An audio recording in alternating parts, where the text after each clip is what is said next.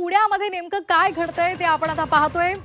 मनपा उमेदवारी अर्जासाठी शेवटचे 2 दिवस उरलेले आहेत। युती आणि आघाडीचा जागा वाटपाचा घोळ हा काही संपत नाहीये।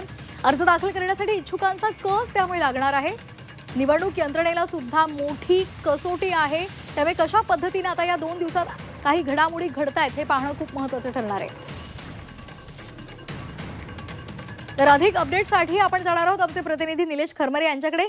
निलेश, युती आणि आघाड्यांचं कुठपर्यंत आलंय?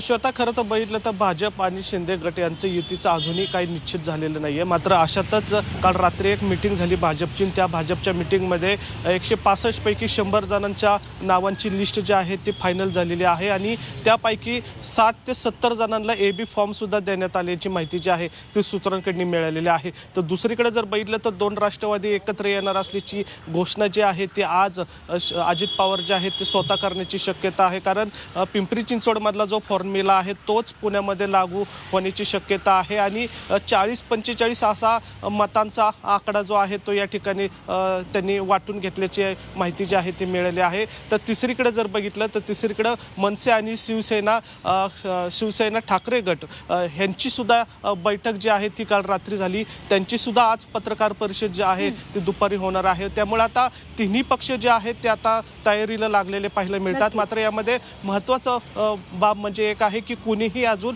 उमेदवारी जी आहे उमेदवारी लिस्ट आहे ती बाहेर काढलेली नाही। कारण बंडखोरी जी आहे ती थोपवण्यासाठी गपचूप पद्धतीने या ठिकाणी जे उमेदवार आहेत त्यांना AB फॉर्म जे आहेत ते दिले जात आहेत। अधिकृतपणे कुणीही जी पक्षाची जी यादी आहे ती कुणीही जाहीर करत नाही, कारण बंडखोरी मोठ्या प्रमाणात होऊ शकते। त्यामुळे भाजप, शिवसेना, राष्ट्रवादी या प्रत्येक पक्षाने गोपनीयता पाळलेली आपल्याला पाहायला मिळतात आणि ज्या जागेवर उमेदवार निश्चित निवडून येऊ शकतो त्या उमेदवाराला मात्र तयारीची संकेत दिलेले आहेत। एवढंच नव्हे तर त्याला रात्रीपासून फॉर्म सुद्धा AB फॉर्म सुद्धा द्यायला आहे की उमेदवारी यादी ही घोषित केली जात नाहीये। तर ही रणनीती राजकीय पक्षांना पूरक ठरणार की मारक ठरणार हेही पाहणं खरं तर महत्त्वाचं ठरणार आहे। धन्यवाद दिलेल्या या सविस्तर माहितीसाठी।